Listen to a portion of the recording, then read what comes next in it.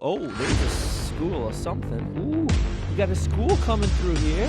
Look at the freaking detail difference here. Oh yeah, 20, 30 feet there. No comparison between the two. It is really freaking cold out here right now. I've got the Panoptix PS22 that we're gonna be using in forward mode to start the day. The idea is we just wanna see how this thing is gonna work in forward mode. So let's check it out. All right, we're in forward mode. We're gonna drop it down, and I'm sure it's gonna take a minute to get it dialed in here, but then once we're dialed, we should supposedly be able to just hop it around just by picking it up like a normal transducer. So let's see here, 23 feet, it's reading pretty good. I think we gotta go a little bit deeper though.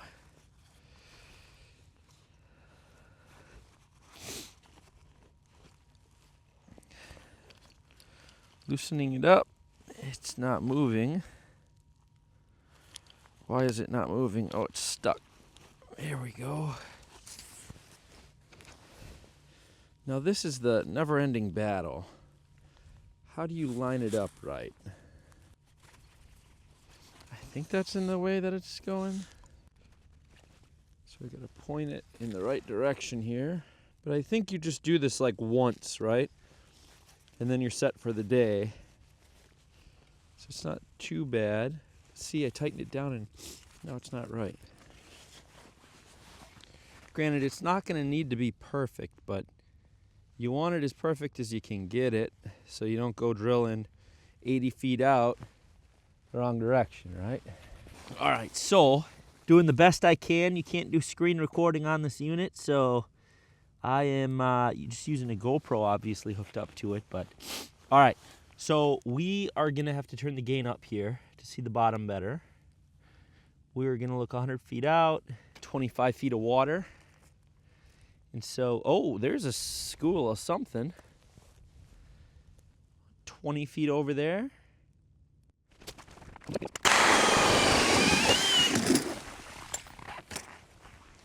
You can see I drilled about 30 feet over there, and now there's of course no fish, which is going to be pretty common.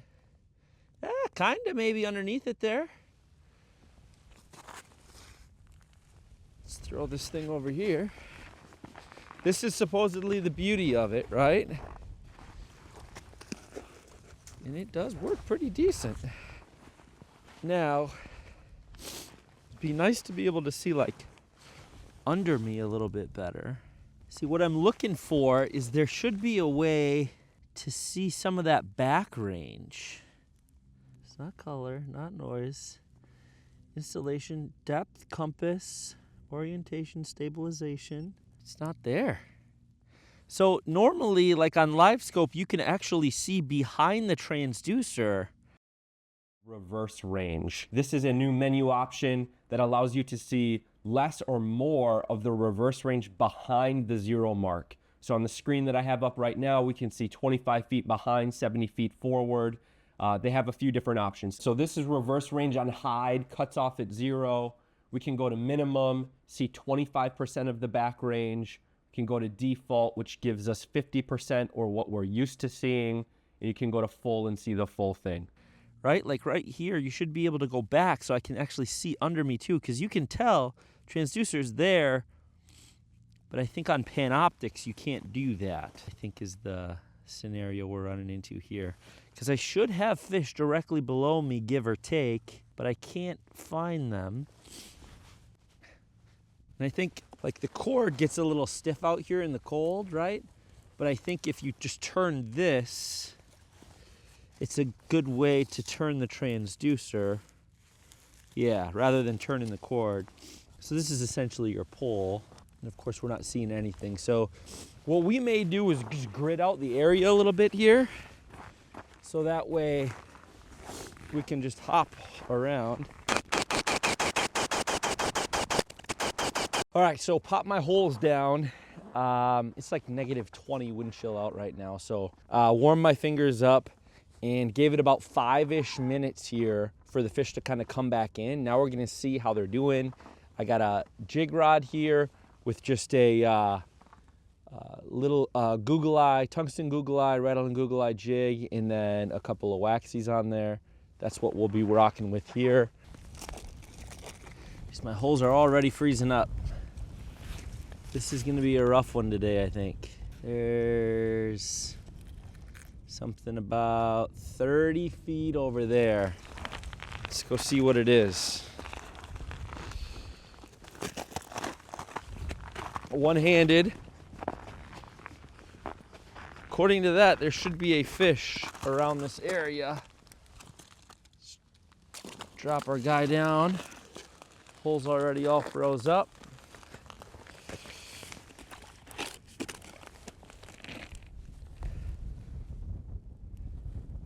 It does look like maybe something. I can't really tell.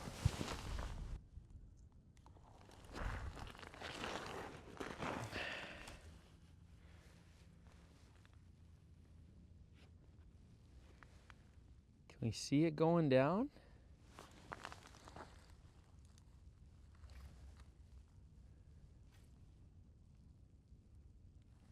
Sure is hard to see anything right now.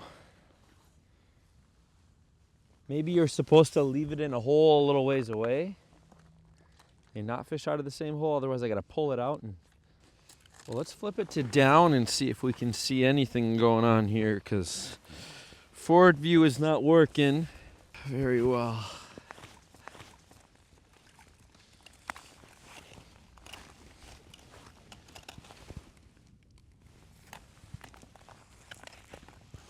So we gotta turn this.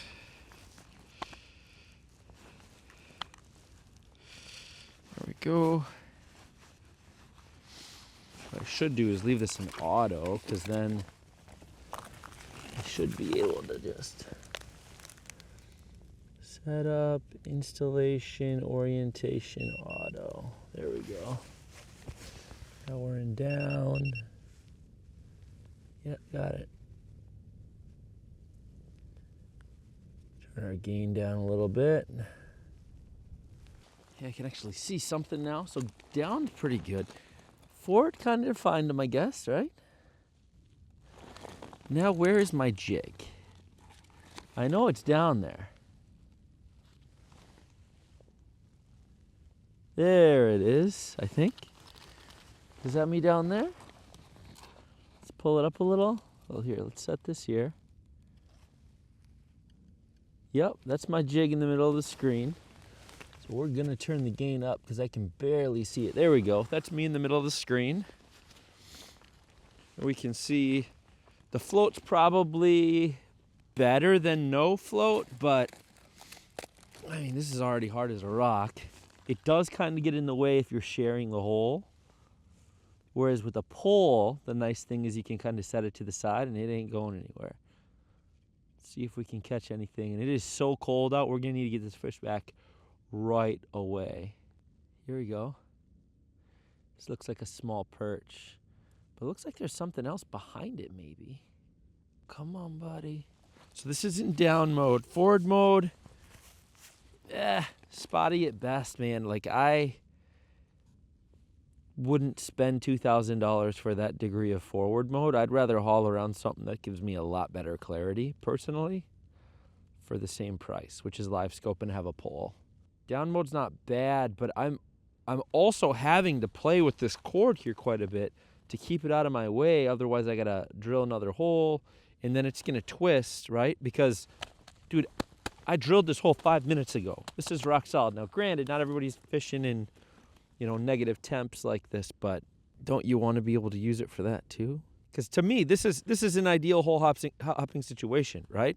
Like, you dropped it down, you see some fish, they keep moving, you can't hop on them, so you grid out a bunch of holes, kind of like what we did here, and then you give them a couple minutes to come back in, and you're gonna hop holes, right? And you don't want to go from forward, have to take the thing out, flip it down to down, hold it out of the way. Like, it's just, I'd rather use a Vexilar if that's the case. Now you could argue, why not just keep it in down? And you could, but it still is floating to the middle of the hole. And we got to remember, a Vexilar or a Markham or whatever we're talking about in terms of comparison is significantly cheaper, right? You could buy 3 of them for the price of this. I know that the bite's going to be incredibly negative right now just because of the temps. All right, well, we're going to say these fish aren't going to bite. So let's go hop over to another hole. I still got my waxy. So I'm going to grab this here with one hand. We're going to pop over to another hole.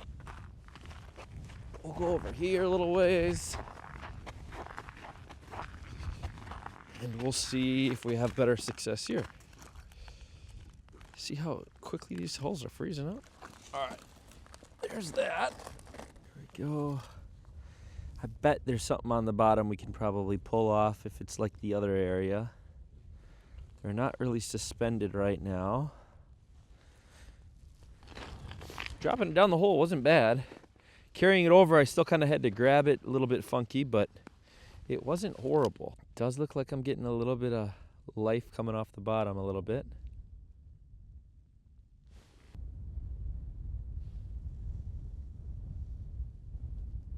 Look like a couple of better marks down there, don't they? I mean, I haven't caught a single. Ooh, we got a school coming through here.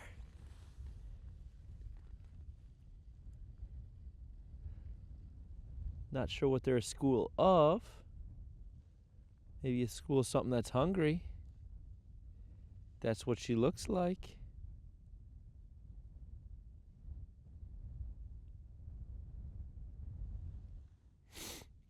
Just a mob. And nothing's eaten. I am definitely feeling lag. That is for sure. It's just got to be tiny little perch, would be my guess. All right, the fish don't want anything to do with it here. So what we're gonna do is put it back and forward, see if we can find any bigger fish.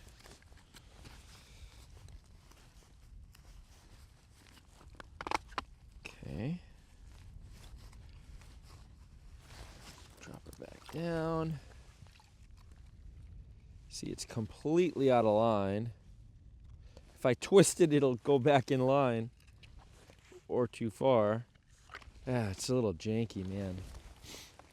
There's some fish. So you can still use it to find fish, right? And I could say, hey, go pop a hole 40 feet over there. But I think that's that same school of bait fish. The problem is with Panoptix, you can't really tell. You can tell there's fish, but you can't really tell how big they are because it's just so blobby. Let's go over to kind of that closest hole that I have over there. There we go. Forward. See, now they're 40 feet over there that way now. There we go. 40 feet that way. Completely different direction now. But here's the question. Yeah, the transducer's not pointed in the same direction anymore. All right, well, I think I've had enough of this thing. I think we understand how it works. Yes, you can find fish with it. If you know you're lined up, you could probably have somebody drop on it. It is a little bit of a hassle to be dropping it between down and forward, but even live scope you have to do that. Eagle Eye you don't need to though. So let's go inside.